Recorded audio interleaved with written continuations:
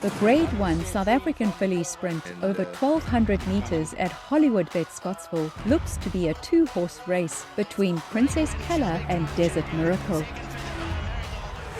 Princess Calla's won 5 of her last 7 starts, all of which have been graded races. There's no doubting she's something special. Princess Calla by 4 or 5 lengths. Her last run over 1,200 was really impressive, and it's given us a lot of confidence in the fact that 1,200 is a really good distance for her. Unfortunately, she did have some sort of a virus after that race and had to be scratched from the Empress Club. Obviously well documented that she did have an issue, and when she lined up for the computer form sprint, we unfortunately had to use that as a prep run. She definitely wasn't at her best. I think that run may have brought her on somewhat, and I think she has a bit in her favour here. One draw has always been a good draw in the past. I'm not too sure where the draws are these days. Happy to have Richard Free on again, and I think she'll run a massive race. From one classy filly to another, Desert Miracle's not missed the frame in all 17 of her starts, winning 6 from 14 to 1,600 metres. 2 have been Grade 1s in the last 5 months alone. That said, she's coming back down in trip. Desert Miracle looks to be doing well in KZN, with a prep run in the Independent on Saturday Drill Hall Stakes, when 2 lengths behind Trip of Fortune. Although her best form has come over the 1,600, the Scottsville 12 is known to be tough and may just suit her. What will make for a spectacle is that Desert Miracle and Princess Calla will jump from opposite ends of the track, having been drawn at 10 and pole respectively. Multiple Grade 1 placed Golden Hostess won the listed Magnolia when going the same trip in her penultimate start. And Golden Hostess wins it in style. She's quite a versatile filly. She's pretty much anywhere from 1,200 to, and I think a mile is just a touch on the far side for her. Just looking at the field, I think the Scottsville 12 will probably suit her. I think that, she likes to come from off the pace. So we thought we'd take our chances in the Group 1. She's doing really well in Durban. She's put up some good work. I did take her to Scottsville just to see the track, because she's a filly that likes to look around a bit. So she has been there. Obviously, one or a couple of fillies in there was obviously some really good form, which may be a little bit on the tough side to beat. But she's doing well enough, and she certainly will be competitive. The improving Cold Fact won the Grade 2 World Sports Betting Camellia Stakes when going the 1160 in her last race. Cold Fact's going to go all the way and win it well. I've built up a nice partnership with her, and obviously it looks like probably one of the toughest fields she will be taking on this season. There's a lot of class in the race, like Princess Calla, Desert Miracle, but the horses that is probably a little bit better over further, and Cold Fact is a proper sprinter, and has all the form in the going into this race. I definitely don't think she's out with a chance, but it is a very competitive race, so just hoping for the best. Stiptelik is multiple graded stakes placed. Princess Calla stays on to win. Stiptelik was back in second. Stiptelik is doing very well at home. She's improved quite a lot from her last start.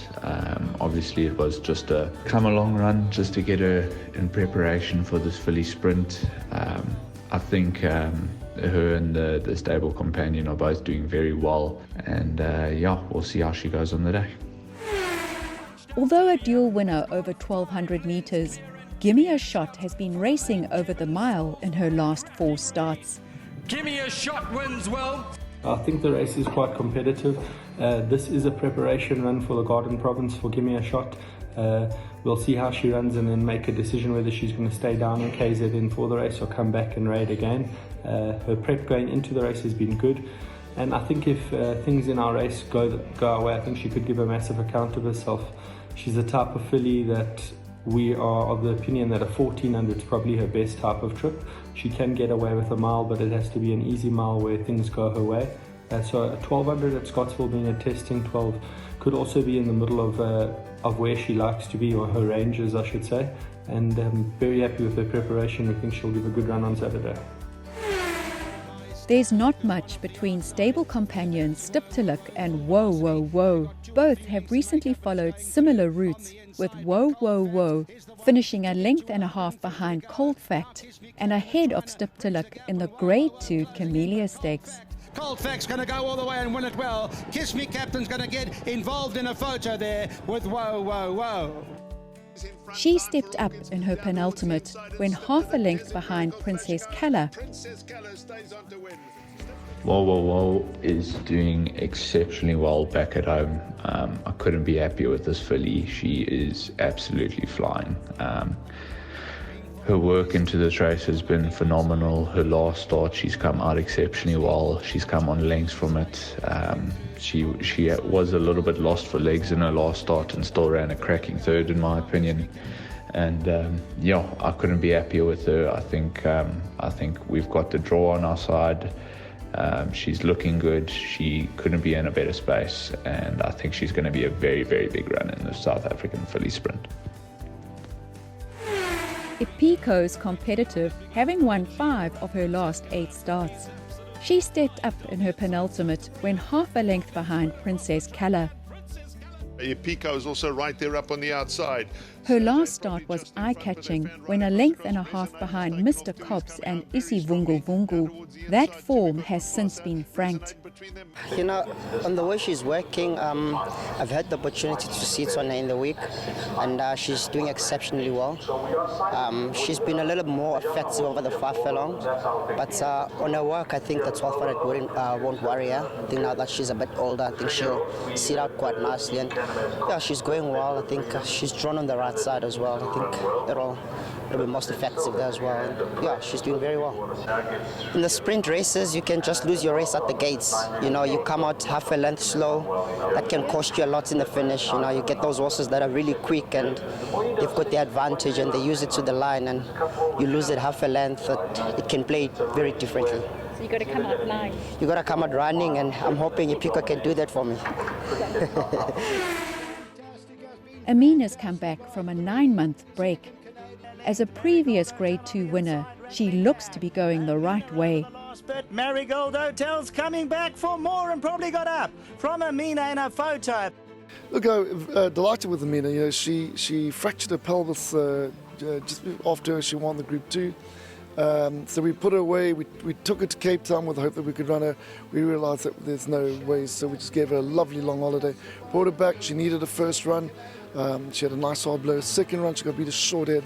And I think that Serena that day, he looked to win her while they're shouting, and Richard came back and beat him.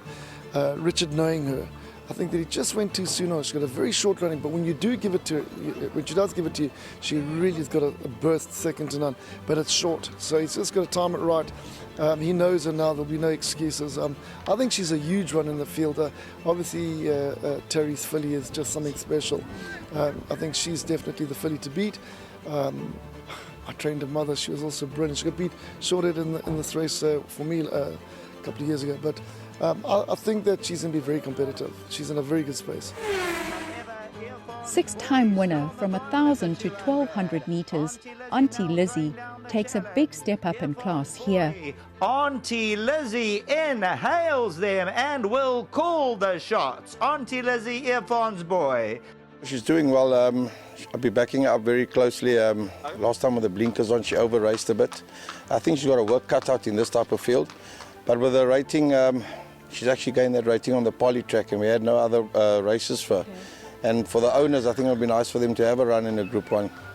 As for the owner, Manny, of Auntie Liz, you know, he likes walking the parade ring with his chest out, and I thought this would be a good opportunity for him. Looks to be quite a competitive race. I think Princess Calla, obviously, the horse that all of us would be looking to be the horse to beat. And Desert Miracle, I think, you know, she seems to be the type of filly that on her day can be effective over anything from a 12 to a mile. Scottsville being a testing 12 could suit a filly like that. Well, you know, I've always had a soft spot for Princess Calla, and I think Buttslam, she's probably the horse that we're all going to have to beat in the race.